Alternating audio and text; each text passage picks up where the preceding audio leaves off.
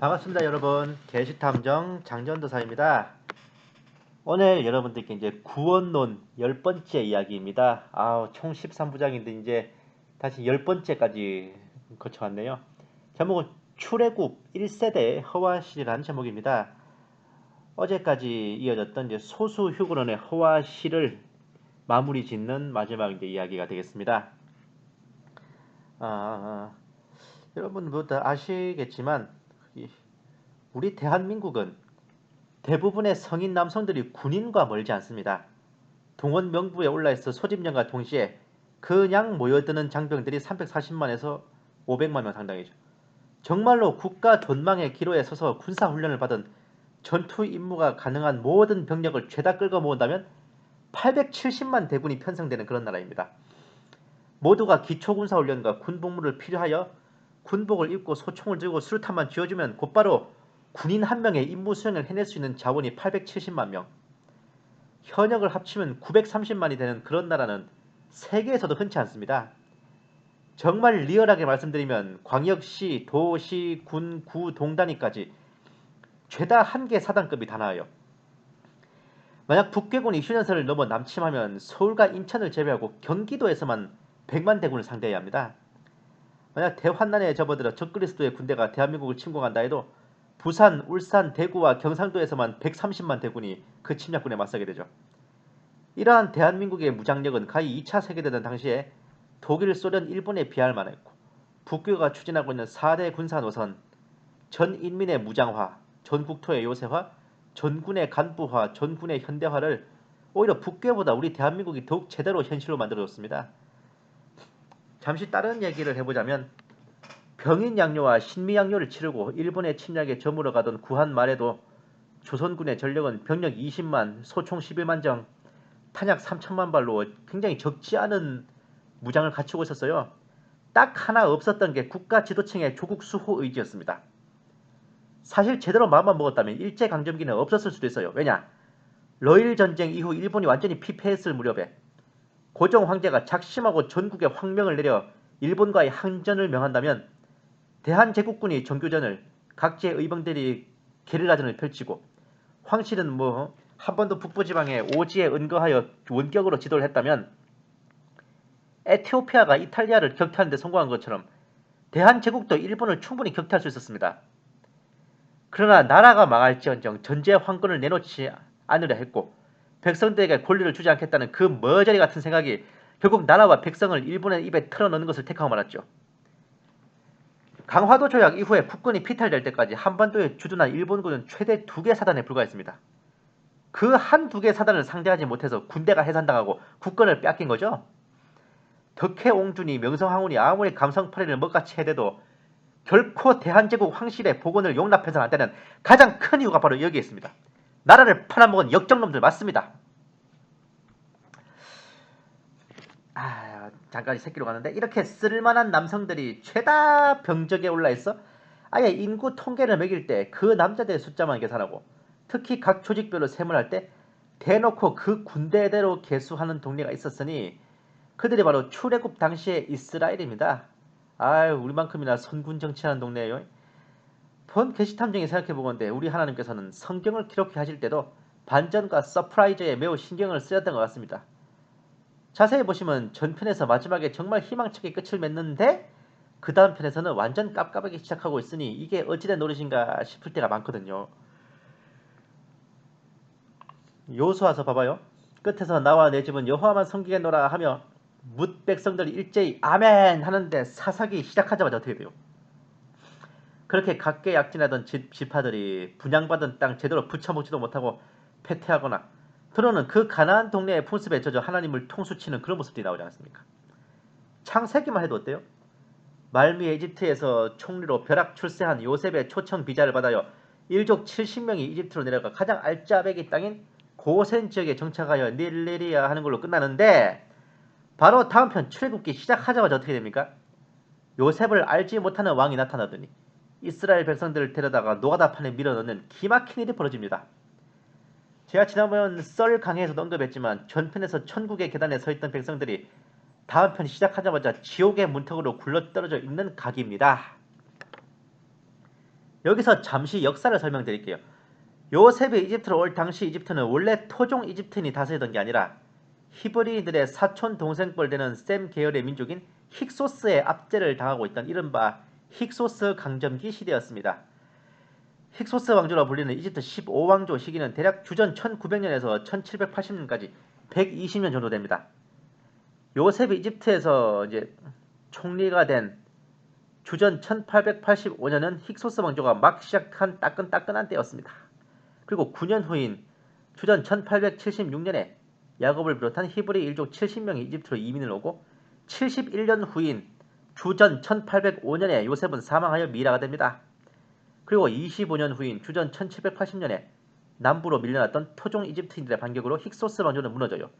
이집트는 해방됐지만 이스라엘 백성들에게는 행복 끝 고생 시작이었습니다.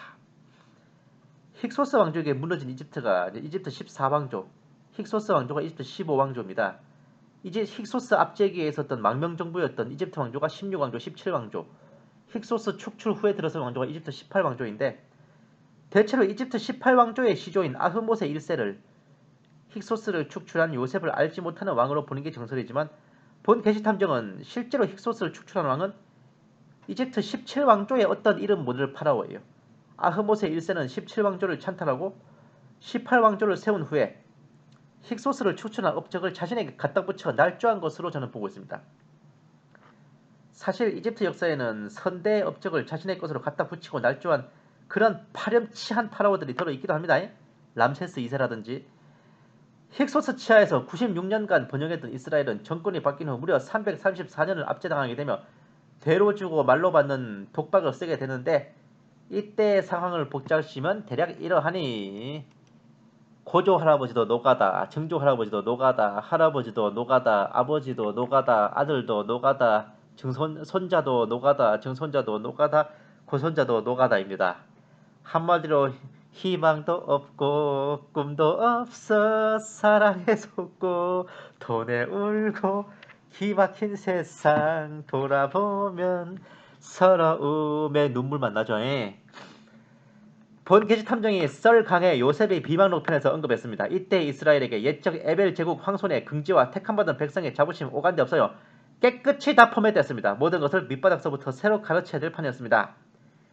그나마 다행스러운 것은 그 와중에도 생육과 번성은 잘했는지 혹은 놀고 즐길 게 그밖에 없었는지 몰라도 70명으로 시작한 인구가 430년 지나면서 군인으로 징집할 만한 남자만 60만 명, 남녀노소 다 합치면 120만에서 200만 명은 되는 거대한 민족으로 성장했던 것입니다. 본 게시탐정이 정말 아무도 눈여겨보지 않을 미세한 부분에서 성경의 위대함과 온전함을 느끼고 크게 감탄한 적이 있는데 출애굽기 초입에 요셉을 알지 못하는 왕이 하는 말이 있습니다.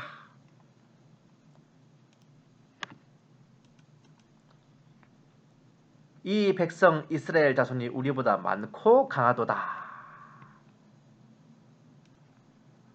물론 앞전에 이런 말이 있긴 해요.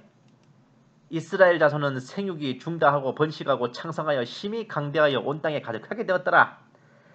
생육이 중다하고 요 말이 이제 파라오부터가 자기 백성들에게 이스라엘 자손이 우리보다 많고 강하도다 라고 드립을 치지만 대부분의 성경을 읽는 독자들은 이 말을 단지 이스라엘 인구가 그만큼 많다는 의미 정도로 생각합니다. 그런데 본 게시탐정이 이 구절 정말 지나가는 말로 슬쩍 언급된 이 말씀에 감탄한 이유가 뭐냐? 당시 이스라엘 인구가요. 장정 60만, 총 인구 200만 가까운 그런 규모였습니다. 이집트 인구는 후대 프톨레마이오스 왕조 시대에 와서도 100만 명 깔짝에 불과했어요.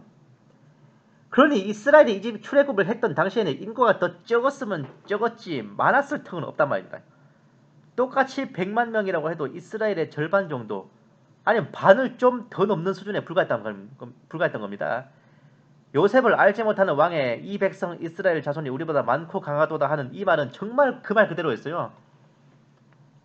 이집트가 히타이트와 곤곤 일척의 한판 승부를 벌였던 카데슈 전투에서 이집트가 정말 쥐어짜고 쥐어짜서 끌고 간 병력이 2만 명이었습니다. 그것만 봐도 답이 나와요. 이집트가 가장 리저 시절이었던 시삭왕 람세스 2세 때 마침내 가나안 지경으로 출전하여 르호보암의 유다를 탈탈 털어버리는 승리를 이룩하는데 그때나 돼야 이집트가 그만큼 강해지지. 예?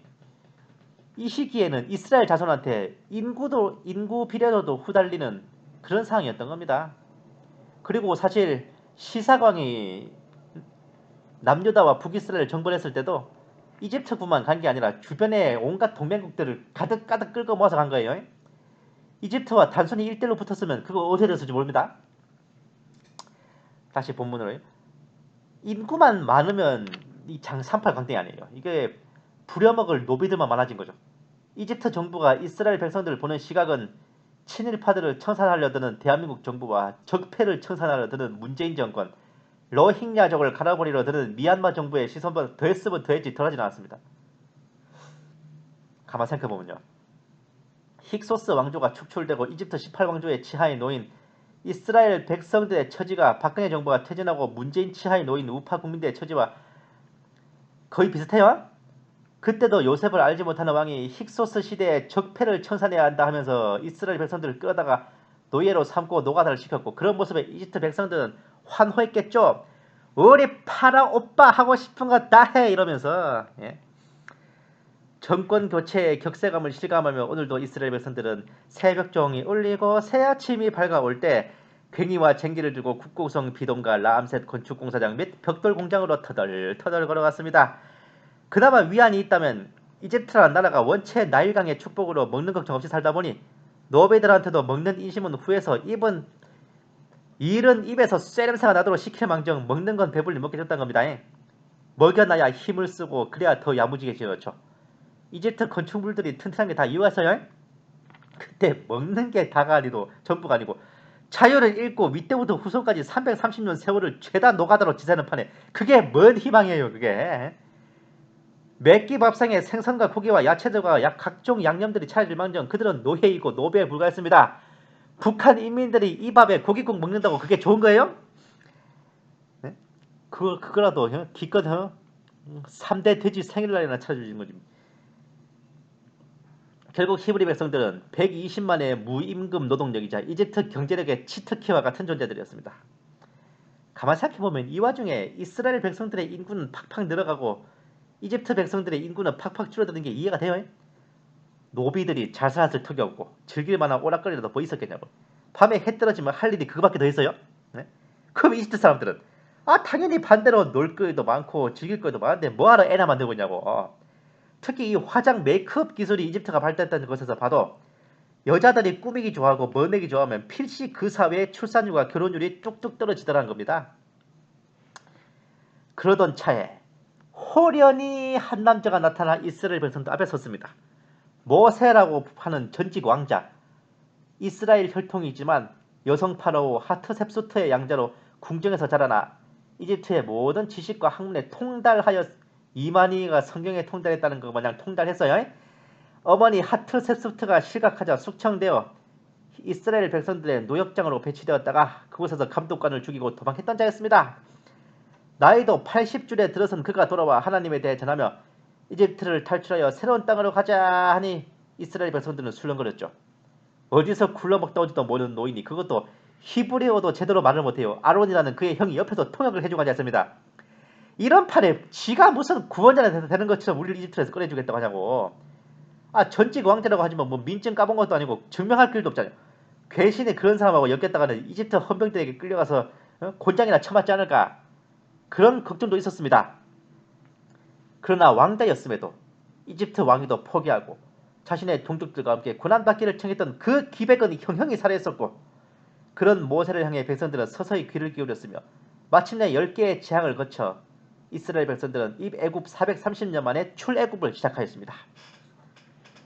여기서 잠깐 다른 얘기를 하겠습니다.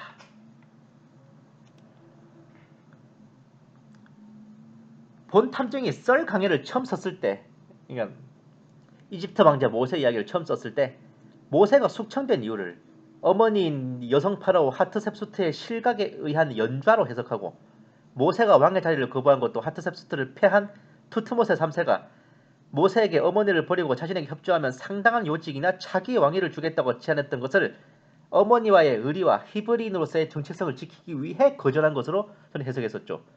근데 지금도 그 생각에는 크게 변화는 없는데, 이후에 제가 이제 썰 강해를 검증하기 위해서 다시 이집트사를 공부하다가 좀 몰랐던 걸 알게 됐습니다. 이게 그 시절에 이집트의 왕위 계승법은 아들이 아버지의 왕위를 계승하는 게 아니라 왕위 계승권을 가진 여자와 결혼해서 왕위를 부부가 공유하는 것이라는 설이 있더라고요. 이게 무슨 소리냐면은 남자가 파라오가 되는 게 아버지에게 왕위를 물려받아 되는 게 아니라 계승권을 가진 여자와 결혼했기 때문에 파라오가 된다는 말입니다. 우리가 흔히 왕비라고 생각하는 파라오의 아내는 사실상 왕비가 아니라 여자 파라오예요. 이집트의 파라오는 남성 파라오와 여성 파라오 한 쌍이 갖춰져야 제대로 된 직위였다는 거죠. 한마디로 파라오 계승권은 오로지 여성에게로 이어집니다. 그 여성과 결혼함으로써 남편과 부인이 한 쌍으로 파라오가 되는 거죠. 그런데 이 당시에 이집트 왕가에서 남매 간의 근친혼이 행해졌던 것은 혈통 보존 같은 그런 목적보다는 왕자와 왕녀에게 왕위를 승계하기 위한 필수적인 절차였다는 겁니다. 왜냐? 계승권을 가진 공주가 엄한 외간 남자와 결혼하면 엉뚱한 사람한테 왕위가 넘어가니까요. 심지어 후대 파라오 투탕카멘의 누나인 여성 파라오 안케샤냐멘이 히타이트 왕자와 눈이 맞아서 결혼하려 그러니까 적국인 히타이트 왕자가 파라오가 될 것을 우려한 신하들이 이집트를 방문한 그 왕자를 죽여버리기까지 합니다. 참고로 이 안케샤냐멘의 다른 표기가 유명한 아낙스나몬입니다. 당연히 영화 미히라 등장인물하고는 동명이인이에요. 그런 이름 되게 많아요. 아낙스나몬이라고. 가장 이상적인 것은 남편과 아내가 남성 파라오, 여성 파라오로 한 쌍을 갖추는 건데 간혹 한 명이 단명하거나 하여 솔로가 되면 그 다음 순번이 바톤 터치를 하는 거예요. 아들과 어머니, 남동생과 누나, 오빠와 여동생, 아버지와 딸이 한 쌍을 이루어서 파라오 직무를 했던 겁니다. 이렇게 한 쌍을 이루는 모습이 후대에 마치 아들과 어머니, 남동생과 누나, 오빠와 여동생, 아버지와 딸이 죄다 근친상간을 한 걸로 오해되기도 했다는 거죠. 투트모세 3세의 경우 자신의 어머니 하트셉수트와 한 쌍으로 즉위했으며 초기에는 하트셉수트가 강성해서 아들인 투트모세 3세를 유폐하고 단독으로 다스렸던 겁니다. 하트셉수트가 여성임에도 수염을 달고 남자처럼 꾸민 것은 일부러 여성임을 감추고 위험을 내려고 한 게 아니라 원래 이집트 사람들은 파라오는 남성성과 여성성을 함께 갖춘 존재라고 믿었기 때문이래요. 다만 남성 파라오는 여성 파라오와 한 쌍을 이루는 것 외에 여성성을 갖출 길이 없어서 단독으로 즉위하는 게 불가능했답니다. 하지만 여성 파라오는 남성 파라오 없이 단독으로 즉위하여 다스리는 게 가능했는데 여자는 남자를 낳을 수 있기 때문에 남성성을 갖춘 것으로 인정받았다고 하더라고요. 거기다가 외모도 뭐 이상한 길다란 그 장식용 수염 붙이면 그만이죠. 흔히 투트모세 3세가 폐장성하여 어머니인 하트셉수트를 폐하고 왕위를 되찾은 것으로 알려져 있지만 이것도 진실은 어머니가 단독으로 통치하고 있던 것을 투트모세 3세가 어머니를 누르고 자신의 권리를 되찾아 남성 파라오로서 이제 여성 파라오인 어머니와 한 쌍으로 통치를 한 것이지 투트모세 3세가 어머니를 폐위한 게 아니었다고 합니다. 물론 단독 통치할 때보다 하트셉수트의 권력이 약해진 했겠지만요. 예를 들면 뭐 하트셉수트의 이름이 새겨져 있던 비문에서 이름이 파인다든지 뭐 그렇게. 그렇다면 왜 모세는 숙청되었을까? 하지만 아무리 폐위만 안 됐어도 그 어머니를 약화시킨 과정에서 하트셉수트의 양자이자 측근인 모세의 숙청은 당연해 보이기도 하는데 그렇다고 해도 하늘 소망을 위해 왕위를 버렸다는 것에는 미치지 못해서 전 되게 고민했단 말입니다. 이 장면이 어떻게 된 걸까? 그러다가 문득 생각난 게 앞서 설명한 이집트의 왕위 계승법이에요. 모세는 하트세수트에게도 아들이었다면 투트모세에게도 형제였습니다.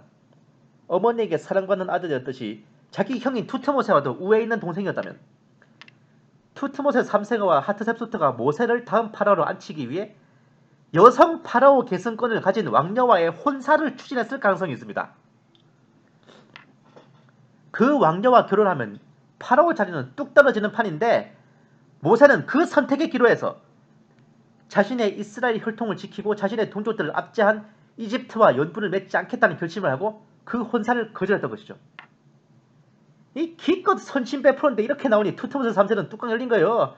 그럼 니네 동족들과 잘 놀아봐라 하고 모세를 이스라엘 백성들의 노일장으로 쫓아낸 것이죠.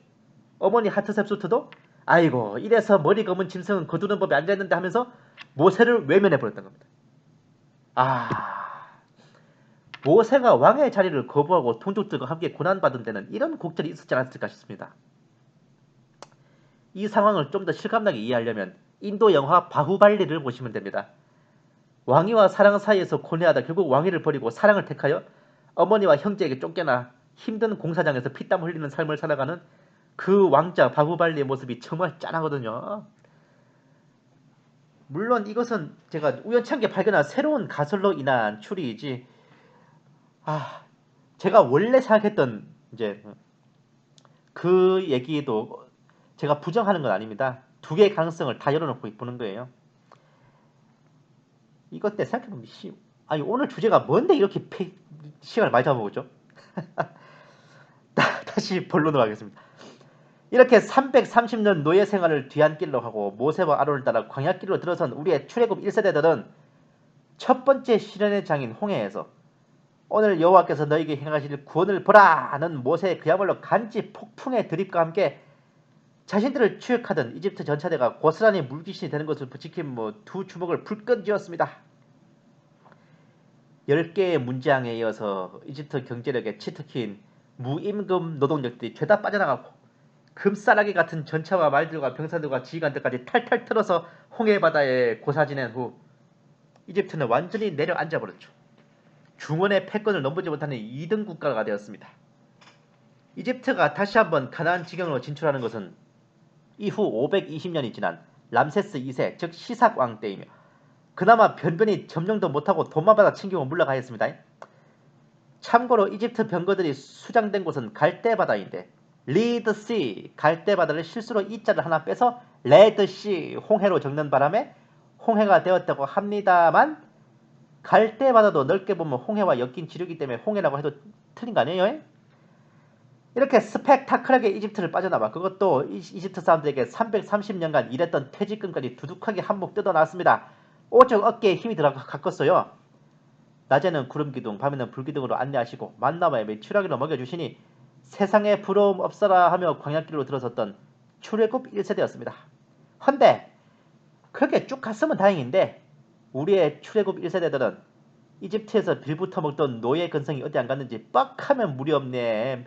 식사 메뉴가 부실하네. 어쩌냐 하고 모세를 들들 볶아댔고 그럴 때마다 모세는 하나님께 구하여 특식으로 떼거지 매출하기도 공수해오고 바위를 쳐서 물을 내기도 하고 쓴 물에 나무둥치를 집어던져 달게 만들기도 하며 그야말로 어린이집 보모 선생님 마냥 백성들을 다독이며 가나안으로 행군해 갔습니다.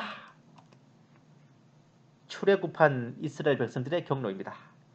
이러구러 죽을 액을 떼는 셈치고 가나안 땅의 초입인 가데스 바네아에 도착한 출애굽 1세대들은 여기서 12명의 탐정을 뽑아 가나안 땅을 정탐하겠죠. 근데 아시다시피 여호수아와 갈렙을 빼고는 나머지 10명의 탐정들은 가나안의 군세에 비하면 우리들은 메뚜기 같다느니 어쩌니 하는 개드립을 치며 벌벌 떨었고 여기에 이스라엘 백성들은 죄다 넋을 놓고 뒷목을 잡았으며 심지어 여호수아와 갈렙 모세를 죽이려고까지 하는 폭동을 일으키기도 했습니다. 폭동은 진압해야지.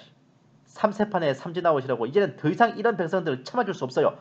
하나님께서는 여호수아와 갈렙을 빼고는 출애굽 1세대 전원이 가나안 땅에 들어가지 못하리라는 폭풍선을 하셨습니다.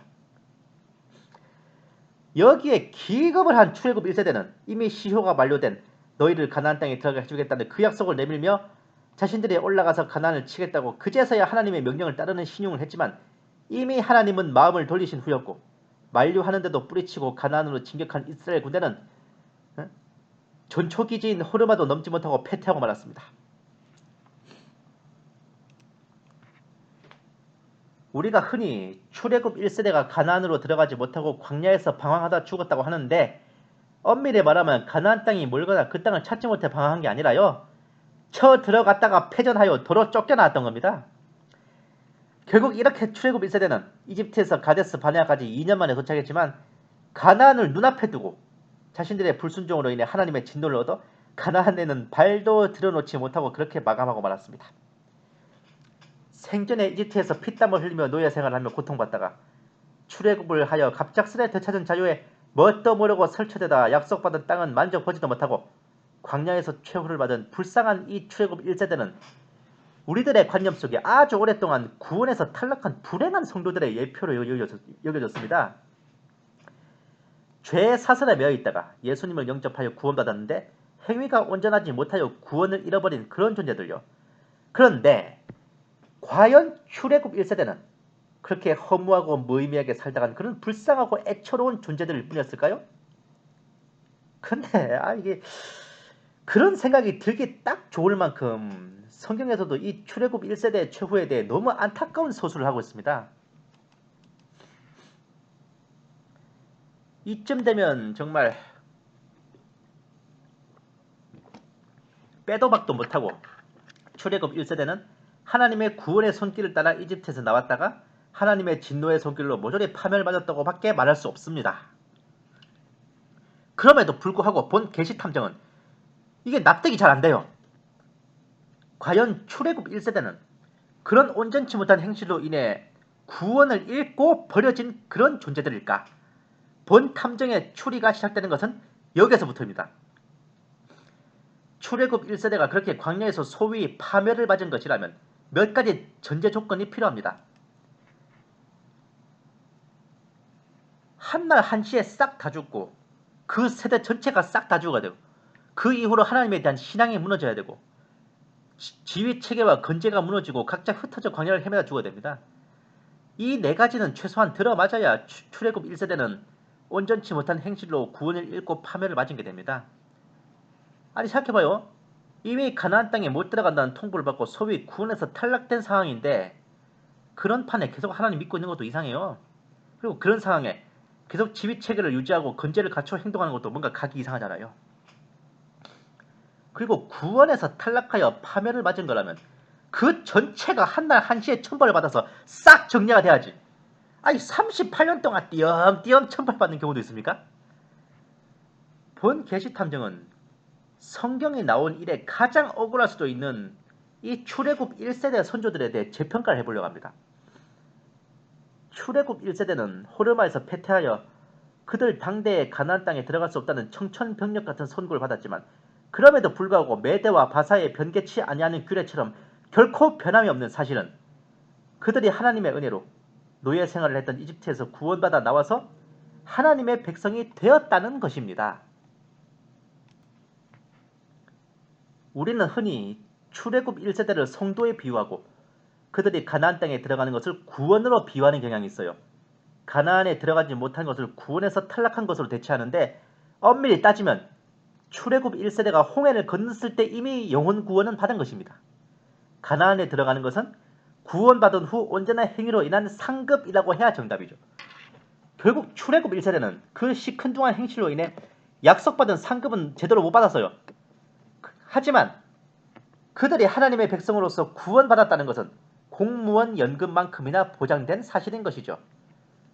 그들이 비록 호르마에서 패퇴하여 가나안 땅에 들어가지 못했고 이후 38년을 광야에서 행군하며 그 세월 동안 그때의 군인들이 모두 사망하였지만 그럼에도 불구하고 출애굽 1세대는 결코 버림받은 세대가 아니었습니다. 왜냐하면 어디까지나 불순종의 대가로 사망한 것은 그 시절의 군인들 즉 출애굽 1세대 중 전투를 할 수 있는 성인 남성들이었지 그 세대 전체가 아니었어요. 여성들과 노약자 어린아이들에게는 하나님께서 죄를 묻지 않으셨다는 의미도 될 수 있습니다. 이 당시에 하나님께서 죄에 대한 책임을 물으시는 대상은 책임져야 할 의무를 지닌 성인 남성들입니다. 그러니 인구 계수를 할 때도 성인 남성들만 짓게 하죠. 그리고 더 중요한 사실은 가데스 바네아에서 요단 동편의 세렛 시내를 건너기까지 38년 동안 1세대 전사들은 모두 사망했습니다. 근데 이 1번 조항처럼 각종 재앙으로 급사를 맞아 한달 한시에 천벌을 받아 다 죽은 게 아닙니다. 이집트에서부터 이미 장성한 채로 출발했어요. 그들은 가데스 바네아에 도착하기까지 2년, 가데스 바네아에서 세렛 시내까지 38년, 합쳐 40년을 더 보내며 너무 당연한 말이지만 정상적인 인간의 나이로 봐서 충분히 자연사할 수 있는 연령입니다. 젖과 꿀이 흐르는 가나안 동산도 아니요 광야길을 행군하고 있었으면 수명이 더 적으면 적었지 늘어날 턱이 있어요? 출애굽 후 40년이면 충분히 그 세대의 전사들이 모두 사망하고도 남는 세월이었습니다. 여호와께서 치셔서 진중에서 군인들이 멸절되었다는 것은 그렇게 38년간 광야를 다니며 사망한 자체가 바로 하나님께서 벌을 내리신 것이라는 의미지 무슨 재앙이나 급사를 내다 한 방에 한 큐에 다 죽이신 게 아닙니다. 이것뿐만이 아니라 너무 당연한 말이지만 호르마 이후에 가나안 땅에 들어가지 못한다는 선고를 받은 후에도 가데스 바네아에서 세렛 시내에 이르기까지 38년 동안 하나님께서는 그들을 낮에는 구름기둥, 밤에는 불기둥으로 안내하시고 만나와 메추라기로 먹이시고 신발과 옷이 낡고 떨어지지 않도록 보살피셨습니다. 한마디로 가나안에 들어가지 못한 것만 빼고는 출애굽 1세대의 삶에 무슨 변동이 일어난 것도 아닙니다. 의외로 출애굽 1세대 전사들은 상황 판단도 빨랐어요. 호르마에서 대차게 깨지긴 했지만 절망하고 좌절하지도 않았습니다. 다시 모세의 휘하에 집결했어요. 이후 38년 후 자신들이 모두 죽을 때까지 모세를 중심으로 한 지휘 체계를 갖추고 건재를 유지하며 행군을 계속해 나갔던 것입니다. 비록 남쪽에서 북쪽으로 바로 치고 올라가는 경로는 호르마에서의 패전으로 좌절됐지만 포기하지 않고 요단 동편으로 우회하여 가나안으로 진격하는 길을 택했고 하나님께서 새로 지시하신 진로를 향해 모세의 용도하에 다시 진격했던 것입니다. 바로 이런 상황이죠. 호르마 길이 막혔어? 그럼 요단강 동편으로 가자. 우리는 후퇴하는 게 아니라 다른 길로 공격하는 거야. 농담처럼 적긴 했지만 후퇴하는 게 아니라 다른 방향으로 공격한다는 이 말은 1950년 6.25 전쟁 당시 장진호 전투에서 미 해병 1사단이 중공군 12개 사단에 포위되어 2만 5천 대 12만의 절체절명의 위기에 놓였을 무렵 사단장 스미스 소장에게 기자가 인터뷰를 하며 해병사단은 후퇴하는 건가 퇴각하는 건가 물었을 때 스미스 소장이 정색을 치면서 한 말입니다. 4배가 넘는 적에게 완전히 포위되어 진격이 막히고 후퇴하는 상황이지만 이것은 후퇴가 아니라 다른 방향으로의 공격이라고 생각하며 끝내 포기하지 않고 투지를 잃지 않은 결과는 세계 전쟁사의 길이 빛나는 승리였죠. 본 탐정은 가데스 바네아에서의 출애굽 1세대 전사들의 생각도 이와 같았다고 여깁니다. 비록 호르마 길은 하나님께서 허락하지 않으셨지만 새로운 길을 지목하셨고 모세의 지휘 아래 그 길로 행군하고 있을 때 출애굽 1세대의 마음은 그래도 우리는 아직 하나님 편에 있고 주님의 군사들이라 라는 것이었고 전번에는 실수했지만 이번에는 헛짓하지 말고 마음 딱 먹고 진군하자 였던 것입니다. 본인들은 가나안 들어가지 못할 게 거의 확정이에요. 하지만 출애굽 1세대는 거기서 주저앉지 않았어요. 그 광야길 38년의 여정 동안 자신들을 이어 가나안을 토벌할 2세대를 양육하는 데 힘썼습니다. 자신들이 겪고 체험했던 출애굽의 역사와 거기까지 도우셨던 하나님의 은혜와 자신들이 저질렀던 과오와 실수에 대한 반성을 그들의 자녀들에게 가르치며 자신들을 계승할 2세대는 그들 1세대의 과오를 되풀이하지 않기를 염원하며 그 광야길을 한 걸음 한 걸음 걸어갔던 것입니다.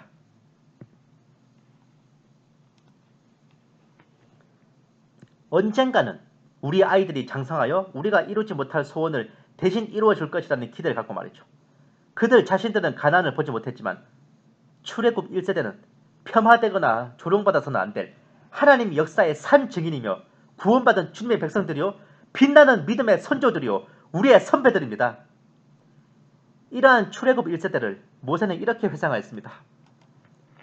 내 하나님 여호와가 너의 하는 모든 일에 내게 복을 주었고 네가 이 큰 광야에 두루 행함을 알고 내 하나님 여호와가 이 40년 동안을 너와 함께하였으므로 내게 부족함이 없었느니라. 이스라엘이여 너는 행복자로다. 여호와의 구원을 너같이 얻은 백성이 누구뇨? 그를 너릇없는 방패시오 너의 영광의 칼이시로다. 우리는 이런저런 삶의 난관에 부닥쳐 고뇌할 때 하나님이 계시기나 한 건가? 왜 나를 돕지 않으시나 의심하지만 이보다 더 위험천만한 생각이 우리가 어떤 죄를 졌을 때 나 같은 이런 죄를 지은 놈이 무슨 하나님께 나오겠나 하며 믿음을 버리는 겁니다. 그러나 우리는 출애굽 1세대의 역사에서 보았듯이 비록 그들의 행실과 행위가 온전치 못하고 불순종하여 상급을 잃었지만 그럼에도 포기하지 않고 새롭게 신앙의 이막을 시작하여 하나님께 대한 믿음과 경배를 이어갔으며 마침내 그들의 2세대에 약속받은 상급을 쟁취함으로써 2보 전진을 위한 1보 후퇴라는 선례를 남겼음을 알 수 있습니다. 세대 교체를 하자마자 야수처럼 미디안을 쓸어버리고 바산 왕 옥과 시혼의 아모리 왕국을 쳐부수며 가나안 본토와 거의 맞먹는 요단 동편의 광대한 영토를 차지해버린 출애굽 2세대의 저력이 과연 1세대의 양육과 가르침 없이 가능했을까요? 우리는 조금은 뻔뻔하게 주님 앞에 나올 필요가 있습니다. 사실 우리가 우리 속이 캥겨서 도둑이 제발 저리듯이 하나님을 피해서 문제죠. 우리가 얼굴에 철판 깔고 주님 앞에 나가서 그저 살만 줍줍하고 넙죽 엎드리면 거기다 대고 주리를 틀고 곤장을 치시는 그런 하나님은 아니십니다. 내가 죄인인 건 하나님이 아시고 세상이 알고 나 자신도 알아요. 네가 봐도 내가 봐도 누가 봐도 나 죄인이에요. 어디다 대고 속여요? 육에 속한 인간이라 재생불량한 핵폐기물임을 인정하고 그저 주님 앞에 나와 파리처럼 손을 비비고 개처럼 조아리는 게 그게 진짜 사는 길이에요. 내가 죄인이랍시고 쭈뼛거리면 하나님을 등지는 게 그게 더 하나님을 개빡치시게 만드는 줄 알아야 됩니다. 사람 기준으로 봐도요. 내게 잘못을 저질러도요. 쏜살같이 달려와 손에 발이 닳도록 비며 애교를 피는 녀석한테는 아이고 그래도 저놈이 꿀에 양심이 있구만. 그려 잘못했다고 비는데 뭐 어쩌겠냐. 아니, 다음에 뭐 실수하지 말라고 해야지. 이렇지만 잘못을 저질러 놓고도 빌지도 않고 나와서 고개 한번 안 쑥그리고 눈치만 슬슬 보면 편 녀석한테는 저 새끼 저지 모자도 저렇게 뻣뻣하게 굴고 있나? 저거 진짜 몹쓸놈이네? 하며 마음을 닫아버린단 말입니다. 하나님께나 사람에게나 잘못을 했으면 두 말 말고 잘못했습니다 하고 파리처럼 싹싹 빌고 개처럼 숙이는 게 맞습니다. 삶 속에서 겪는 자범죄만이 아닙니다. 설령 우리가 어떤 상황으로 인해 믿음을 저버리고 흔히 배교라 일컫는 짓을 했다 해도 그렇습니다. 우리는 언필칭 주님의 군사요. 살아가는 것이 영적 전쟁이에요. 전쟁에서 늘 상승불패하고 필승무적이기를 바랄 수는 없는 노릇입니다. 전투에서 이기고 지는 것은 군인이 늘상 겪는 일이고 이길 때가 있으면 때로는 질 때도 있는 것이죠.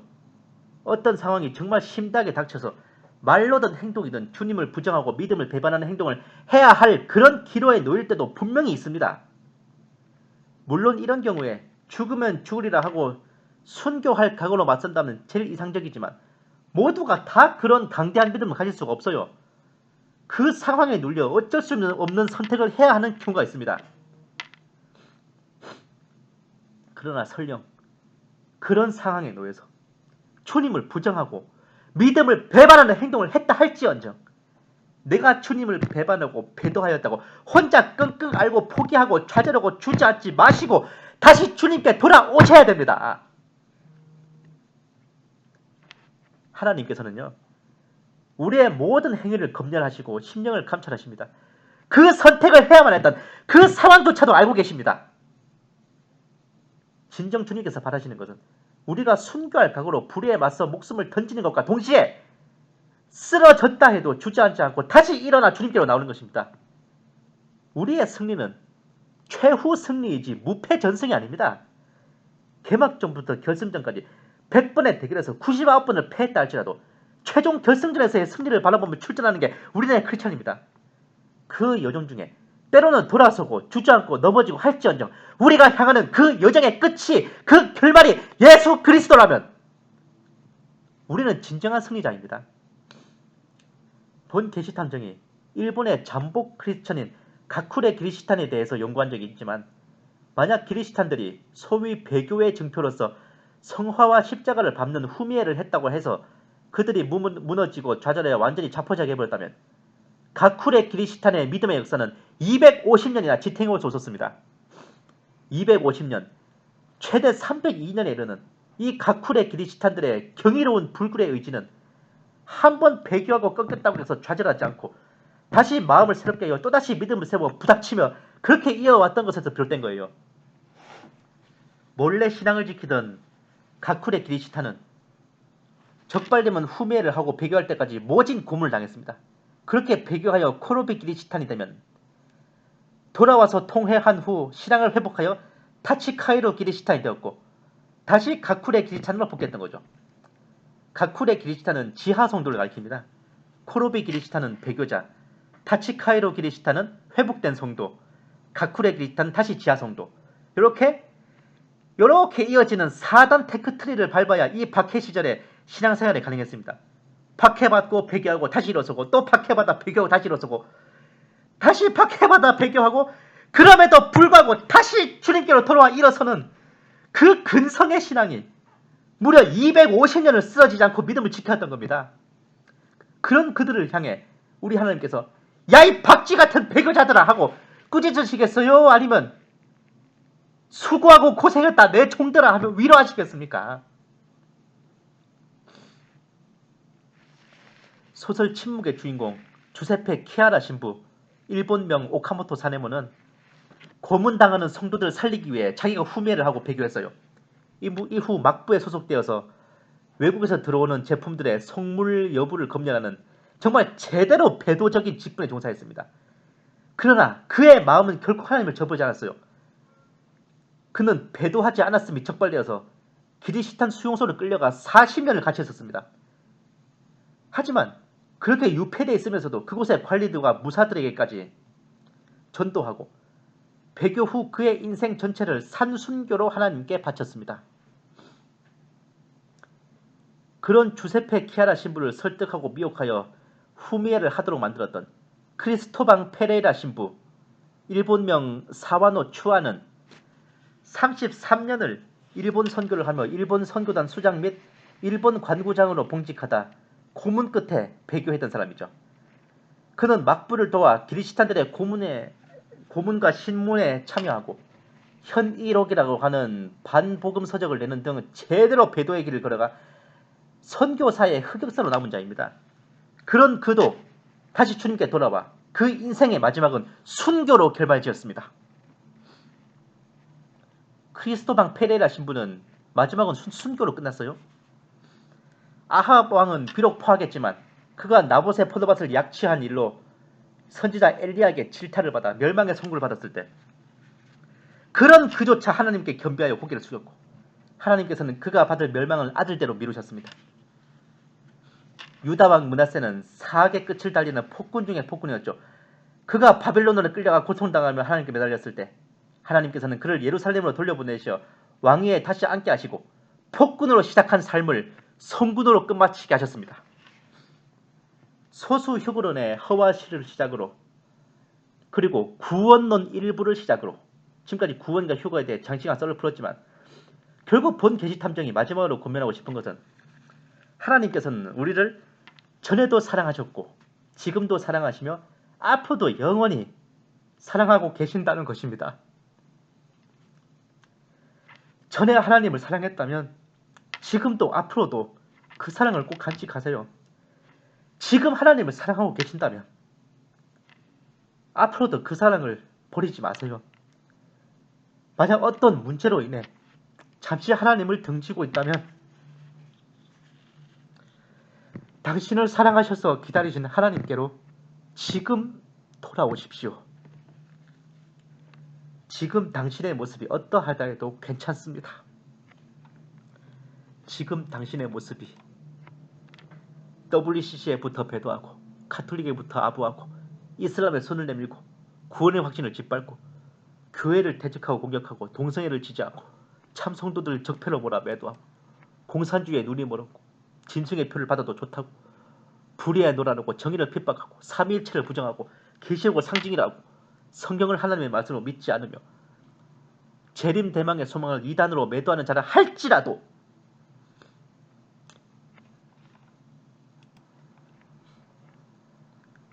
그렇다 할지라도요. 지금이라도 성령님의 인도하심을 따라 우리 주 예수님께로 돌아오십시오.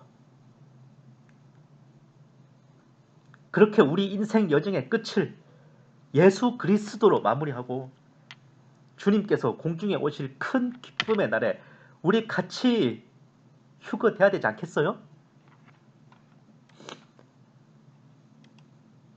우리 하나님께서는 상한 갈대를 꺾지 않으시고 꺼져가는 심지를 끄지 아니하기를 심판하여 이길 때까지 하십니다. 우리 하나님께서는 아버지께 오는 자를 결코 내어 쫓지 않으십니다. 그리고 온 세상 날 버려도 주 예수님은 우리를 안 버리세요. 끝까지 우리를 돌아보십니다. 그러니까 지금 내 모습이 어떻고 저렇다 할지라도 오늘이든 내일이든 너무 늦지 않게 예수님께로 돌아오십시오.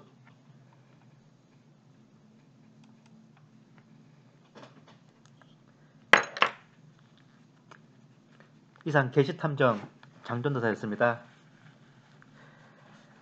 다음 이번 시간까지 이제 소수 휴거론의 허와실에 대해서 이제 마무리 지었는데, 다음 시간에는 어째 보면 약간 구원론하고는 조금 상관없는 얘기일 수도 있어요. 이제 이런 이제